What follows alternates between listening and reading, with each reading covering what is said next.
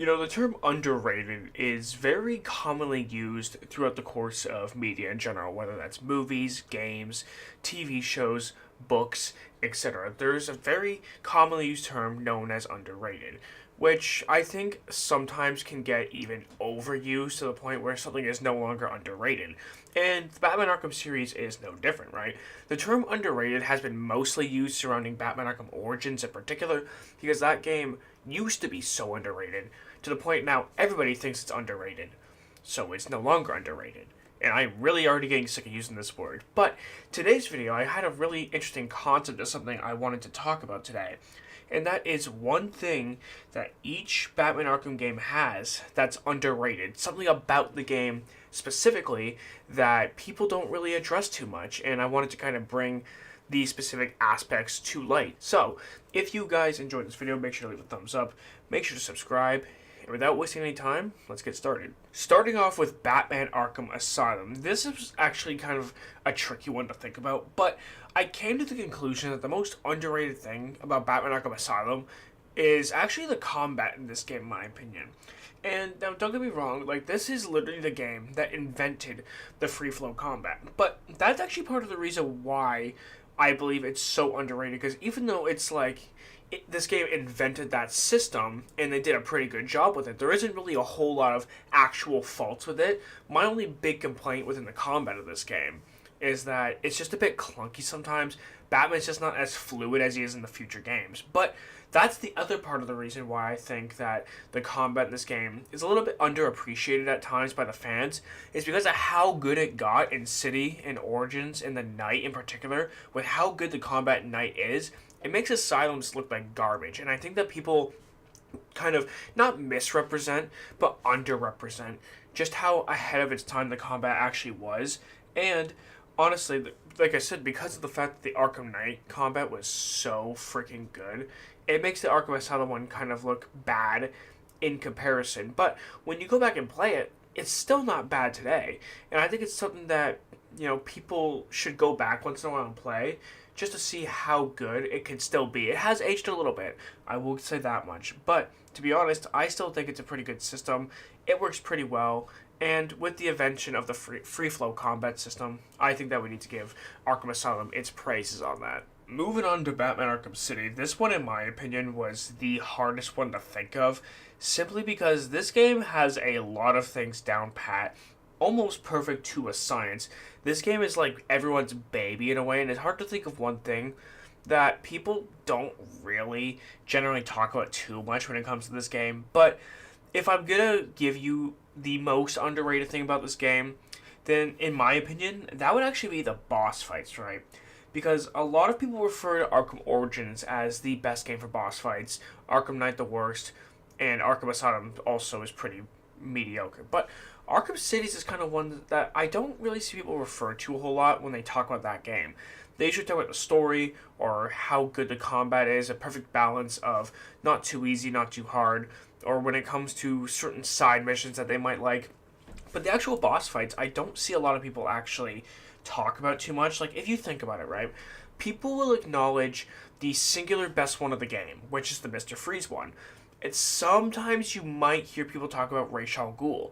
But then on top of those two good ones, you also have the Solomon Grundy one, which is an extremely under-talked about one right there. Is a really good boss battle in itself. Same thing with Clayface. Now, you have those four boss battles in that game, and honestly, in my opinion, I think that it just doesn't really get the recognition that it deserves. Arkham Origins gets their freaking flowers for their boss fights, and they should. They're fantastic. But the ones in Arkham City, I think, honestly, should be talked about a bit more, because that game is so good in so many ways, and I think the boss battles are something that just don't get talked about enough in comparison to other things. For Batman Arkham Origins, I kind of decided to go down a path that isn't really gameplay related necessarily, because a lot of things in Batman Arkham Origins, when it comes to just straight up gameplay, people talk about endlessly. And I think, going a little bit off meta here, with Batman Arkham Origins, the most underrated thing in that game, in my opinion, is actually Batman's character development. And I've seen like some people talk about this before, but to be honest with you, I don't think it actually gets talked about very much. People talk about the boss battles, people talk about the combat, people might talk about, Gotham's corruption within the game. And all that stuff's very well and good. And this game did a lot of things very well, same thing like Batman Arkham City. But Batman's actual character development in this game was done very subtly, but you'll notice like subtle changes throughout the course of this game, right? Because even though Batman's just starting out, he's fighting to earn respect almost by like being more aggressive, right? You could see the anger in his freaking voice, you can hear it in his tone, you could see it in his facial expressions, and that's partially due to him wanting respect from the goons and the villains throughout the course of Gotham. But that's also because, kind of like what Alfred said about him, he's a young man with a trust fund and too much anger and a lot of trauma within the back of his head, and I think this is his way of dealing with it. And throughout the game, he grows more, right? He learns little things like he needs allies, and when you hear him talk in the Gotham Royal Hotel that he doesn't need allies, right? He can do it all by himself. It takes him almost losing Alfred to realize that he needs a team of people to help him. Because if he tries to do everything by himself, he gets everybody around him killed. And he subtly is like learning this. It really comes to a head when he asks Gordon for help inside Blackgate Prison towards the end of the game. And I think that it's a really good, wholesome moment from Batman and goes to show you that even the best in the world need a team around him to help him out. Moving on to Batman Arkham Knight. This game gets a lot of flack for a lot of different things. And I don't want to say that every single one was kind of difficult to think about, but honestly, this one was kind of difficult, but from the aspect because a lot of things of this game are hated. It's not because a lot of things in this game are specifically loved and endeared by a lot of people. Like this game is mostly known for its really good and improved combat and stealth, right? But outside of that, people don't really praise this game all that much besides maybe some graphical stuff. But if you're to look deeper, this game definitely has the most underrated story out of the bunch, right? Like, I crap on the Arkham Knight story a little bit because the last playthrough I had of it, I found it to be kind of tedious, a bit boring, a bit too much violence in the Batmobile. Like, it's not as bad as people made it out to be, but I completely understand why people might think it gets used in certain areas of the campaign where it just wasn't really that necessary. Like, in order to complete a mission, you have to freaking get the car into the building, right? Like, I get it. But the actual campaign itself of trying to stop Scarecrow and everything, everything going on with his fear toxin going on, who is the Arkham Knight, a lot of this stuff is extremely intriguing, along with Batman's inner demons, right? But I think the problem with this game is it lacks any sort of replayability because this game solely relies on the shock value of who is the Arkham Knight and everything, right? I think it relies too much on that shock value for it to actually kind of be able to be replayable over and over again.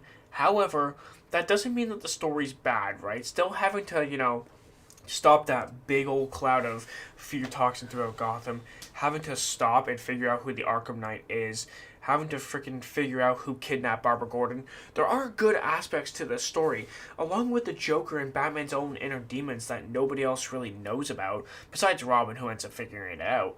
But, honestly, I do think that there are aspects of the story that were written extremely well. I just don't think it has very good replayability. So, in hindsight, the story's not going to be as good as people remember it being, even though I don't think it's a bad story at all. Last, but certainly not least, Batman Arkham Shadow. What does a Batman Arkham Shadow get the credit it deserves? Because this game's only been out for a few months, so this game is still relatively fresh. So any sort of opinion you have may change over the course of time in the next few years. But the one thing that this game does that I've seen a couple comments about, but nothing really too much in depth, it's something that Batman Arkham Asylum is infamously known for, and that's kind of just the overall atmosphere of the game itself, right? And I think this has a couple different factors tied into it, right? The first thing is, when you're playing as Batman, you're playing in that first-person point of view. You feel like you're Batman. The atmosphere feels different. You feel like you're in control. You feel like you're unstoppable. And that plays into some of the atmosphere in the air. You kind of have some confidence in a way. But When I'm talking about the atmosphere in the air, I'm specifically talking about inside of Blackgate Prison. Because it almost feels like, because it's a VR game, you're in the first person, you're playing as Batman, but you're actually Irving Malone, whatever. You're the same guy, just in a different costume. But the atmosphere in there feels borderline creepy for a couple different reasons, right? First of all, you're in prison. So that's automatically going to make you feel weirded out at the very least by anybody because everybody in there is a criminal. But also, the corrupt cops in there are not exactly going to do you any sort of favors, especially when you have people like Carmine Falcone behind bars who have the cops and any sort of security guards, the Tiger Guards.